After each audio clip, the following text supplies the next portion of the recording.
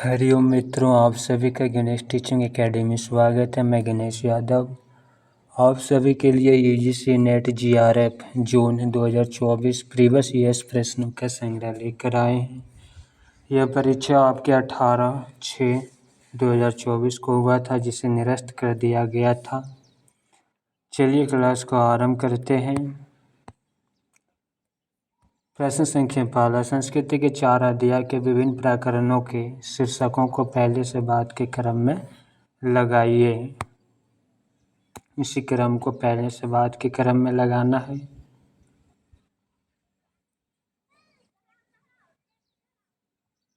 पहला, प्राचीन भारत और बाह्य विश्व। दूसरा, भक्ति आंदोलन और इस्लाम। तीसरा, उर्दू का जन्म। चौथा, शिक्षा में क्रांति। और पांचवा, भारतीय राष्ट्रीयता और मुसलमान। उत्तर ऑप्शन ए। प्रश्न अनुसार संस्कृति के 4 अध्याय के विभिन्न प्रकरणों के शीर्षक को पहले से बाद के क्रम में निम्नलिखित है। शीर्षक, प्रकरण और अध्याय। प्राचीन भारत और विश्व, इसमें 5 प्रकरण है। द्वितीय अध्याय। भक्ति आंदोलन और इस्लाम, 6 प्रकरण। तृतीय अध्याय। उर्दू का जन्म, 11 प्रकरण। तृतीय अध्याय। शिक्षा में क्रांति, 2 प्रकरण। चतुर्थ अध्याय। भारतीय राष्ट्रीयता और मुसलमान, 17 प्रकरण। चतुर्थ अध्याय।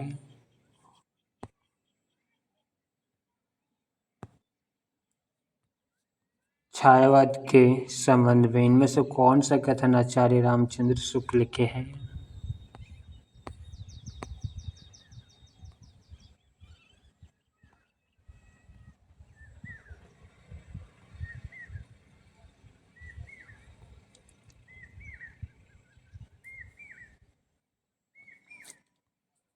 छायावाद की शाखा के भीतर धीरे धीरे काव्य शैली का बहुत अच्छा विकास हुआ, इसमें संदेह नहीं। छायावाद जहाँ तक आध्यात्मिक प्रेम लेकर चला, वहाँ तक तो रहस्यवाद के ही अंतर्गत रहा। छायावाद के पहले नए मार्मिक विषयों की ओर हिंदी कविता प्रवृत्ति होती आ रही थी। उत्तर ऑप्शन ए।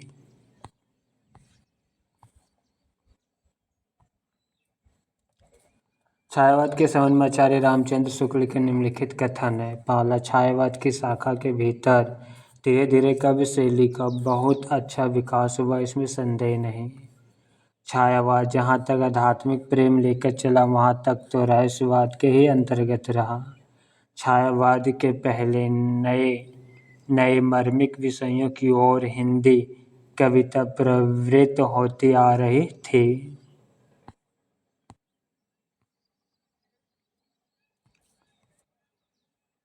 किस काव्य शास्त्र ने काव्य स्वादन की अंतिम स्थिति को भोजकत्व कहा? भट्टनायक ने। आचार्य भट्टनायक ने काव्य स्वादन की अंतिम स्थिति को भोजकत्व कहा। भट्टनायक ने शब्द के 3 व्यापार माने हैं। पहला अविधा, दूसरा भावकत्व, तीसरा भोजकत्व। प्रश्न संख्या चौथा, जिनके नाम उपन्यास में आए इन 3 गीतों या मुखड़ों को उपन्यास में आने के अनुसार पहले से बाद के क्रम में लगाइए। इसका क्रम लगाना है।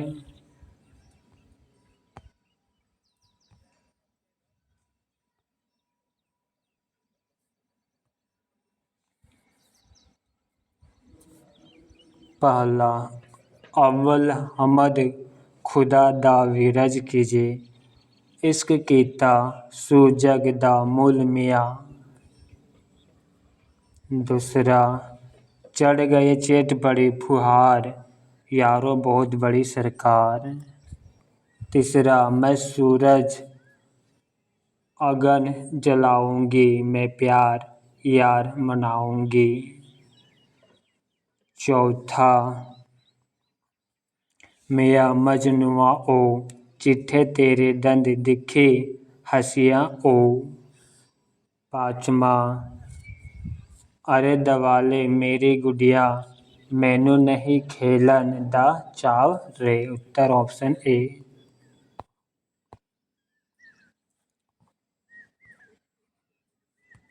जिनके नाम उपन्यास में आए निम्नलिखित गीतों या मुखड़ों का उपन्यास में आने के अनुसार पहले से बाद के क्रम में पाला। अव्वल हमद खुदा दा विरज कीजे, इश्क कीता सू जग दा मुल मियाँ। दूसरा, चढ़ गए चेत बड़ी फुहार, यारो बहुत बड़ी सरकार। तीसरा, मैं सूरज आंगन जलाऊंगी, मैं प्यार यार मनाऊंगी। चौथा, मियाँ मजनुआ ओ चिट्ठे तेरे दंद दिखी हंसियाँ ओ। पाँचवा, आले दवाले मेरी गुड़िया मैनू नहीं खेलन दा चाव रे।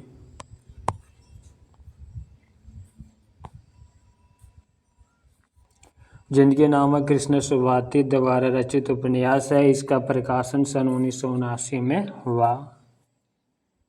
इस उपन्यास के लिए उन्हें सन 1980 ईस्वी में साहित्य अकादमी पुरस्कार से सम्मानित किया गया। जिनके नाम 20वीं शताब्दी के प्रथम 15 वर्षों में पंजाब के किसानों ग्रामीणों के जीवन का चित्रण है।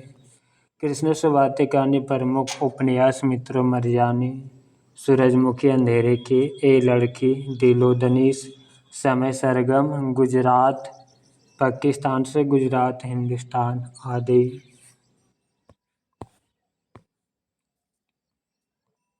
धर्मशास्त्र रामगुप्त से ध्रुवस्वामिनी के मोक्ष की आज्ञा देता है। इस संवाद में मोक्ष शब्द का उचित अर्थ है विवाह विच्छेद अर्थात तलाक। धर्मशास्त्र रामगुप्त से ध्रुवस्वामिनी की मोक्ष की आज्ञा देता है। इस संवाद में मोक्ष शब्द का उचित अर्थ है विवाह विच्छेद अर्थात तलाक। उपायुक्त संवाद जयशंकर प्रसाद द्वारा रचित ध्रुवस्वामिनी नाटक संवधित है। इसका प्रकाशन 1933 ईस्वी में हुआ। ध्रुवस्वामिनी नाटक विशाख के देवी चंद्रगुप्तम के आधार पर लिखा गया। प्रसाद के प्रमुख नाटक सज्जन प्रसाद, कल्याणी परिणय प्रसाद, करुणालय प्रसाद, प्रायश्चित प्रसाद, राजश्री प्रसाद, विशाख प्रसाद, अजातशत्रु प्रसाद, जन्मेजय का नागयज्ञ प्रसाद, कामना प्रसाद, स्कंदगुप्त प्रसाद, एक घूट प्रसाद, चंद्रगुप्त प्रसाद, यह सभी नाटक प्रसाद की है। सरोज स्मृति कविता की इन पंक्तियों को कविता में आने के अनुसार पहले से बाद के क्रम में लगाइए। सरोज स्मृति कविता की पंक्ति इसे पहले से बाद के क्रम में लगाना है।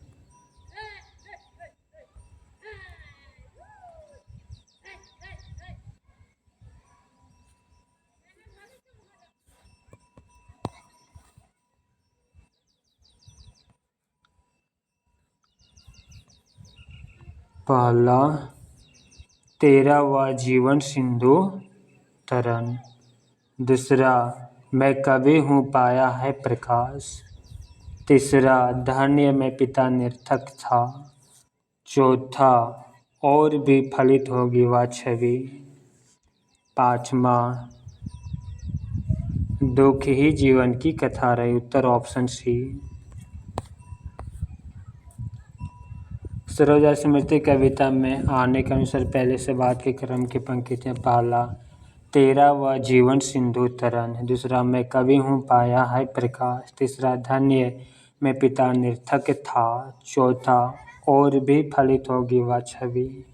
पाँचवा, दुखी जीवन की कथा रही। सूर्यकांत त्रिपाठी निराला कृत सरोज स्मृति। सरोज स्मृति कैसी है? निराली है। निराली से निराला की कविता सरोज स्मृति 1935।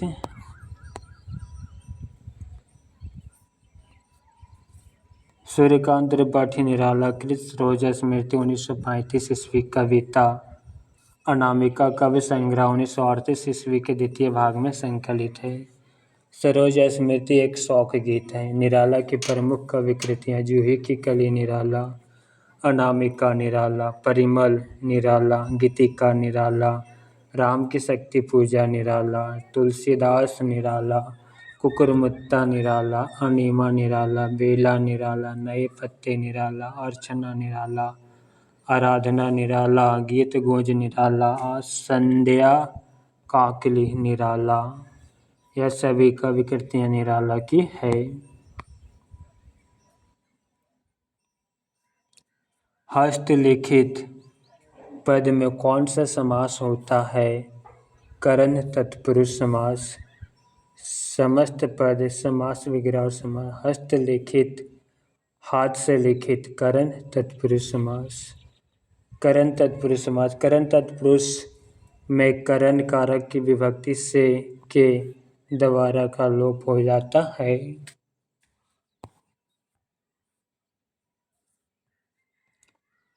अपनपो अभी विसरो, जैसे सोनाहा कांच मंदिर में भरमत भूखी मारो। कबीर की उपर्युक्त पंक्तियों में सोनाहा शब्द का उचित अर्थ है कुत्ता। कबीर के उपर्युक्त पंक्तियों में सोनाहा शब्द का अर्थ है कुत्ता। कबीरदास निर्गुण धारा ज्ञानाश्रयी शाखा के प्रवर्तक माने जाते हैं। आचार्य शुक्ल ने लिखा, निर्गुण मार्ग के निर्दिष्ट प्रवर्तक कबीर ही थे। डॉक्टर बच्चन सिंह ने लिखा, हिंदी भक्तिकाल का प्रथम क्रांतिकारी पुरस्कर्ता कबीर है। कबीर के भाषा के संबंध में विद्वानों का मत है। श्याम सुंदर दास ने पंचमेल खिचड़ी कहा कबीर की भाषा को। रामचंद्र शुक्ल ने साधु खड्डी भाषा कहा। हजारी प्रसाद द्विवेदी ने भाषा के डायरेक्टर कहा। संत भाषा ने संत कबीर ने संत भाषा बच्चन सिंह ने कहा। सूची 1 और 2 का मिलान करना। सूची 1 निबंध और सूची 2 निबंधकार। सूची 1 और 2 का मिलान करना है।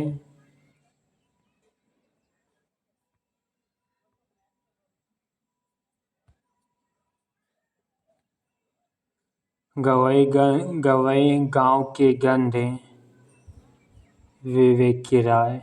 यथासंभव शरद जोशी। शिखरों के सेतु शिव प्रसाद सिंह। वे और होंगे जो मारे जाएंगे रघुवीर सहाय। उत्तर ऑप्शन डी।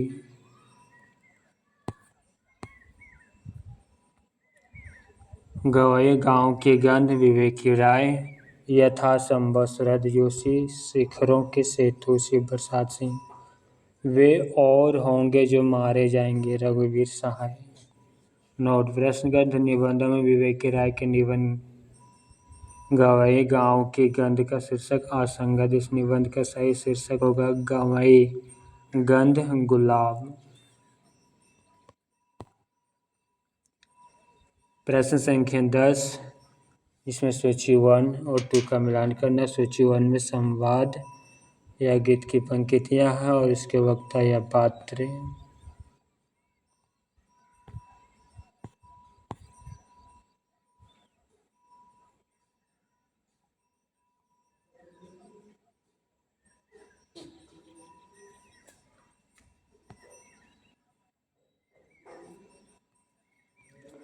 चना हकीम सब जो खाते, सब पर दूना टिकस लगाते। घासी राम का कथन। कोकिल बायस एक सम, पंडित मूर्ख एक। इंद्रायण डाढ़ी विषय जहाँ नाने को विवेक। महंत का कथन। प्रगट सब अंतर छलधारी, सोई राजसभा बल बहारी। गोवर्धन दास का कथन। लाख टका के वाला जोबन, गाहक सब ललचाए। मछली वाले का कथन। उत्तर ऑप्शन बी।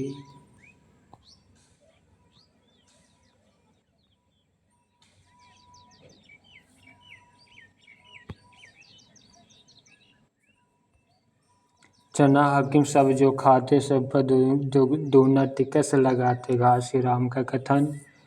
कोकिल बायस एक समपंडित मूरत एक इंद्रायण दाडिम विषय जहाँ अनेको विवेक महंत का कथन प्रगट सब अंतर छत्रधारी सोई राज सभा बल भारी गोवर्धन दास का कथन लाख टका के वाला जो बन गाहक सब ललचाई मछली वाला का कथन उपायुक्त संवाद गीत पंक्तियों का प्रमुख पात्र भारतेंदु हिंदू हरिश्चंद्र द्वारा लिखित अंधेर नगरी नाटक के है। अंधेर नगरी नाटक किसके भारतेंदु का। अंधेर नगरी कहाँ है भारत में, तो भारत से भारतेंदु हरिश्चंद्र। निम्न से किन आलोचना पुस्तक के लेखक मुक्तिबोध है। मुक्तिबोध की आलोचना ग्रंथ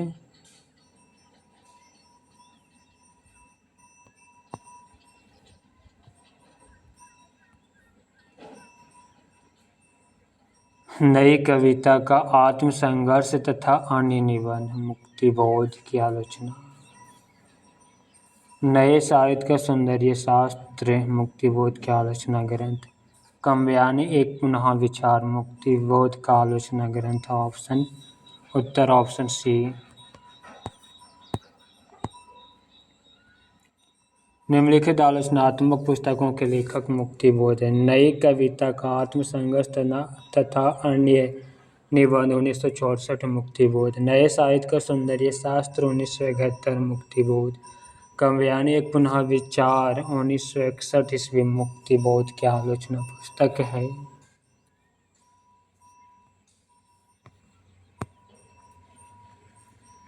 जब तक भाषा बोलचाल में थी तब तक वह भाषा या देश भाषा ही कहलाती रही। जब वह भी साहित्य की भाषा हो गई तब उसके अपभ्रंश शब्द का व्यवहार होने लगा। यह कथन किसका है, रामचंद्र शुक्ल का। जब तक भाषा बोलचाल में थी तब तक वह भाषा या देश भाषा ही कहलाती रही। जब वह भी साहित्य की भाषा हो गई तब उसके लिए अपभ्रंश शब्द व्यवहार होने लगा। यह कथन आचार्य रामचंद्र शुक्ल का। आचार्य रामचंद्र शुक्ल ने हिंदी साहित्य का इतिहास नामक ग्रंथ की रचना की जिसका प्रकाशन वर्ष 1929 ईस्वी है।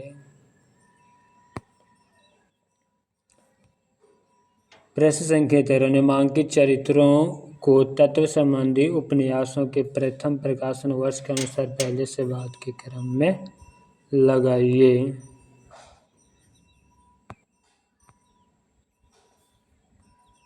उत्तर ऑप्शन बी पहला प्यारू, दूसरा सोम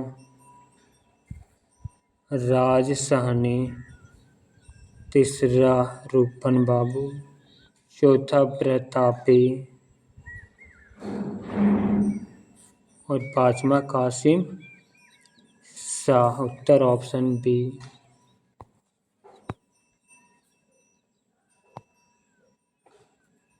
पात्र, उपन्यास, रचनाकार और प्रकाशन वर्ष। प्यारू मेलाचल उपन्यास के पात्र हैं। मेलाचल रेणु का उपन्यास 1954। सोमराज सहानी झूठ सच उपन्यास के पात्र हैं। यशपाल का उपन्यास झूठ सच 1958। रूपन बाबू राग दरबारी उपन्यास के पात्र हैं। श्रीलाल शुक्ल का उपन्यास 1968 है। प्रतापी धरती धरना अपना उपन्यास के पात्र हैं। जगदीश चंद्र माथुर का उपन्यास धरती धरना अपना 1972। काशी शाह जिंदगी नामे उपन्यास के पात्र है। कृष्ण सुभाती का उपन्यास जिंदगी नामा 1979 ईस्वी। प्रश्न संख्या 14 भारत दुर्दशा नाटक के विभिन्न गीतों के ऊपर शैली राग का नाम दिया गया। निम्न में से किन किन का प्रयोग इस नाटक में है।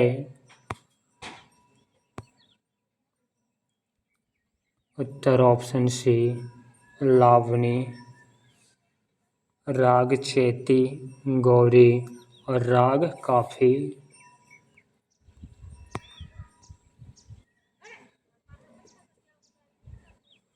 भारत दुर्दशा नाटक के विभिन्न गीतों के ऊपर शैली राग का नाम दिया जो निम्न है। लावणी, राग चेती, गोरी और राग काफी।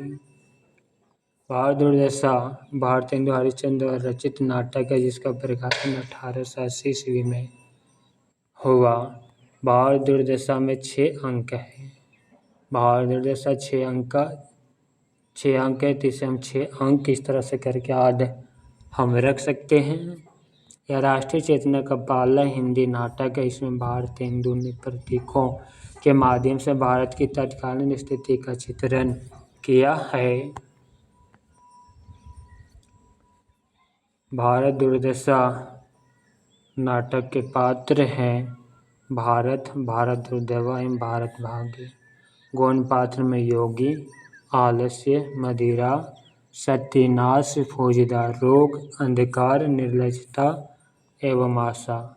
भारतेंदु का अन्य नाटक वैदिक हिंसा हिंसा न भवति भारतेंदु, सत्य हरिश्चंद्र भारतेंदु, श्री चंद्रावली भारतेंदु, नील देवी भारतेंदु, अंधेर नगरी भारतेंदु का नाटक है।